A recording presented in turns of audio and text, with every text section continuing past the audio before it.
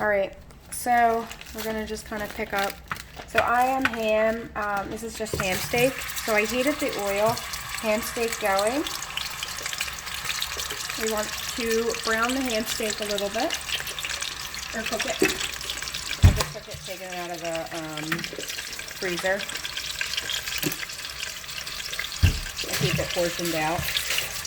Now notice that the ham steak, there's not a huge amount of ham steak that I'm using, but I have my heated oil.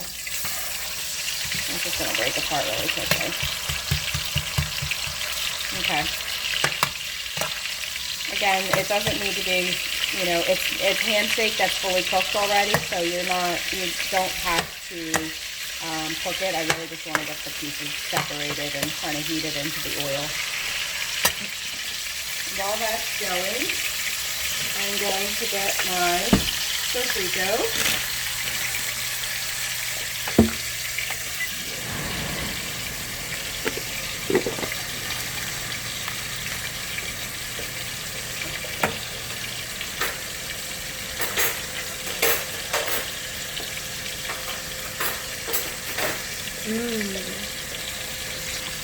Now, Lexi and Julia, you probably hear them talking.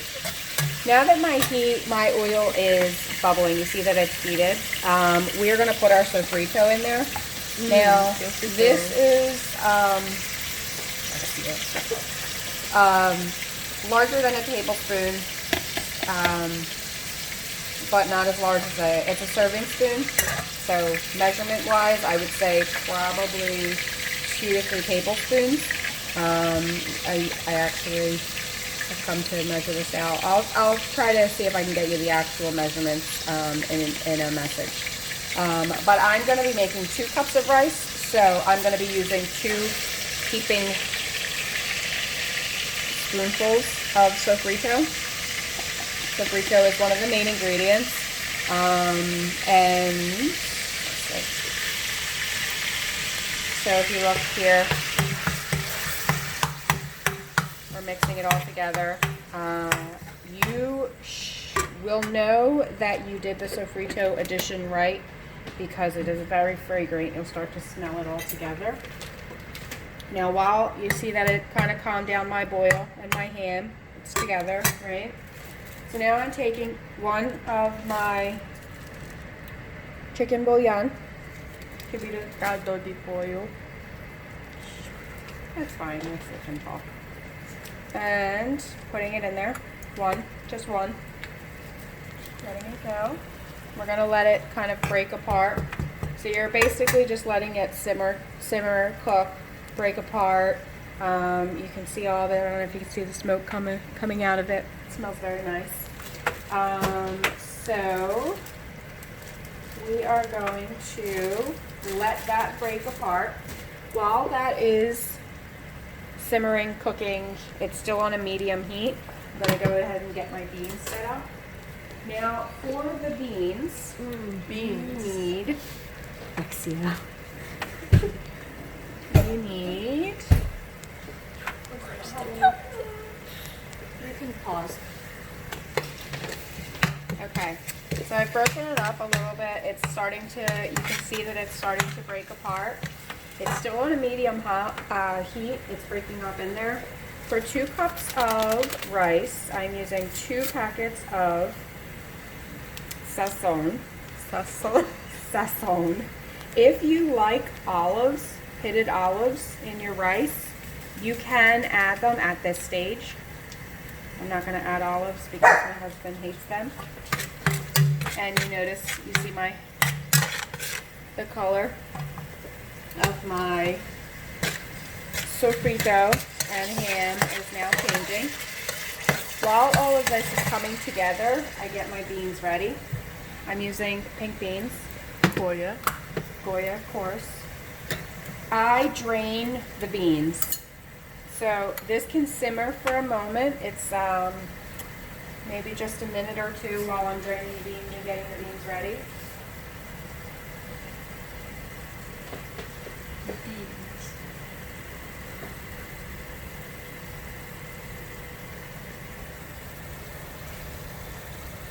At the same time, There is a pot of water. I go up there. There's a pot of water, just plain water. I do like to get that boiled while I am finishing up this portion. That water is going to be added at a later time after I add my rice. So now I'm just going to mix in on this. You see that it's really just simmering the flavors together. Now I've got my beans drained. I push this in, drain it out, I'm pulling it out. Woo-hoo. 1 can of beans for 2 cups of rice is perfectly fine. Beans. I'm not gonna eat beans. I know. So we've got our ham. We are going to mix it all together. Notice the color of the beans. Just kind of the sauce is taking over the beans. My heat has never changed. Still on a medium heat. Medium.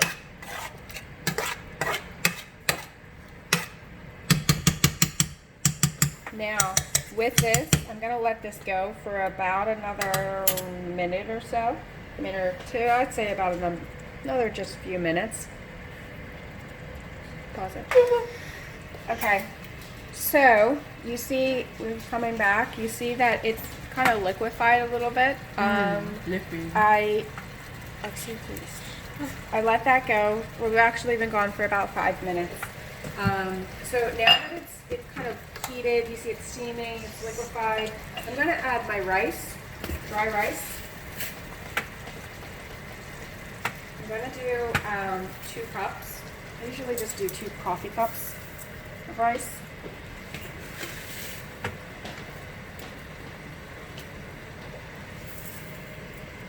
Actually, I'll do 2.5.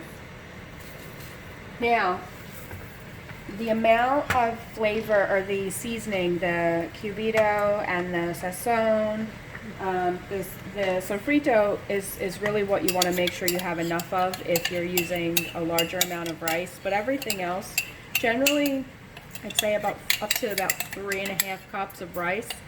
That's enough amounts in there. If you're doing larger portions, then you sometimes need to add rice or salt into it or additional packets of the seasoning. But so see that I've added about 2.5 cups of rice here. And I basically just want to coat the rice. It's coating it dry rice. It's hard. You see that I want to get everything kind of equal across the board and spill it at the same time.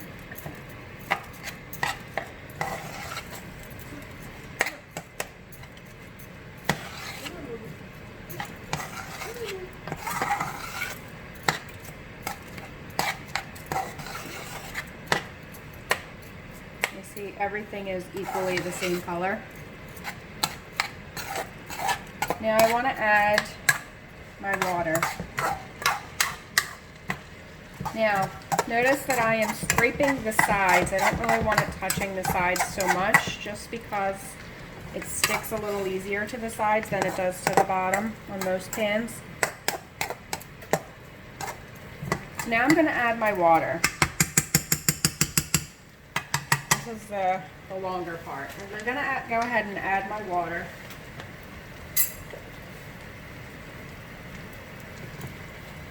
Now, for 2 cups of rice, I'm just going to use this thing.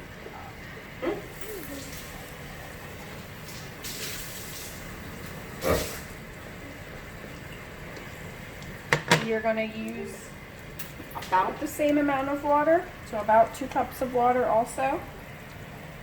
You don't want it to be too much water. Now notice my water, I spilled rice in it when I was doing it, but notice my water, it's just a little bubbly, it's just a little heated. It just is, I don't know specifically why we need to do it this way at the beginning, but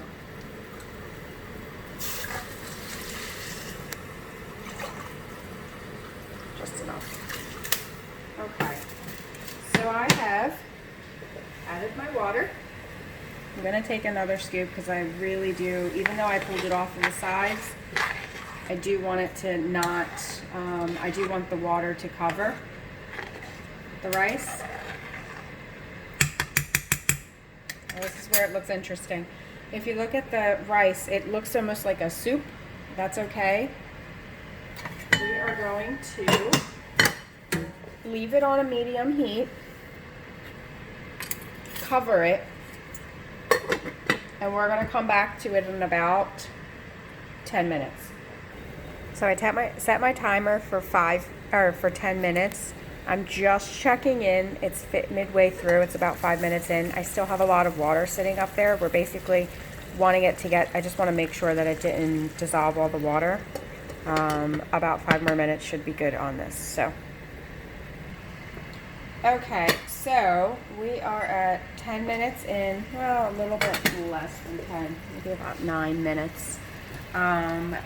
Still on medium heat. You see that the rice, see that it dried a little bit more. At this point, we are going to do a mix and turn down your heat, and everything is cooked.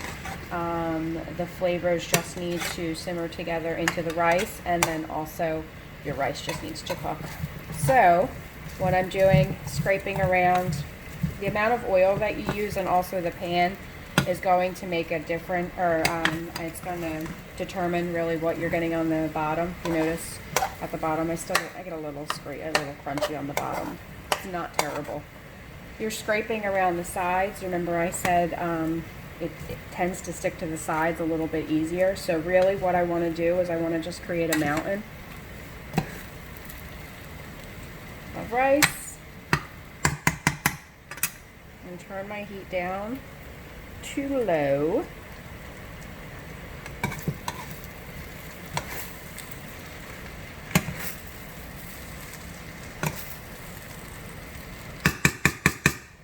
Heat down to low. I've scraped the sides, kind of mix the rice. I'm going to recover, and I'm going to let the rice cook. Generally, I check it about every 8 to 10 minutes, depending on your stove, of course. I have this on a medium-high heat. I'm turning it down to a lower heat. I want it low, because I don't want my rice to burn. Just a side note, I am, in the time that it's taken this rice, I have already started my meat. Really exciting. I browned my meat before I put it into the freezer, so that it is easier for me to put together dinner. Pause. Right. Alright, so I did the timer. I'm just going back and it's 7 minutes because I really hate burnt rice. So I'm getting in here. I want to mix it again. So I just want to keep making sure that my rice isn't burning. So I do tend to over check my rice. Again, still mixing. You'll notice that some more is now sticking to the bottom of the pan. That's still okay. That's why we use a little bit of extra rice. That is usually, again, determined by the pan and also the amount of oil that you put into it. Gene doesn't like his rice really wet. So, I go with the half a cup, and I'm usually fine. See, I got a little bit of crispy rice in there, but not terrible. It's still a good flavor. We don't want to burn. And my purse. My purse is over here. My purse is over here. Yeah, hang on. Okay. So, again, making sure that it's not sticking to the side. It's just about cooked. I'm going to give it another 8 to 10 minutes. Usually I check on the earlier side. About 8 minutes, I'll look back in again. And you're really just looking for cooked rice at this point. Okay. So, we are another 8 minutes into this. I am mixing again. I think at this point my rice is done. But of course I'm going to do a taste test. So again, I'm at this point still mixing. Just want to make sure. that I don't get any stuck to the bottom. Scrape any of the loose stuff. It's one of the reasons why I use the rice pan, because I don't feel so bad about scraping the bottom of it. And in addition, it's actually easier. It comes off easier once this is all said and done. I think these are called cauldrons. This type of pan. All right, so we are going to pause and taste. You don't have to video and taste it. Oh, do that.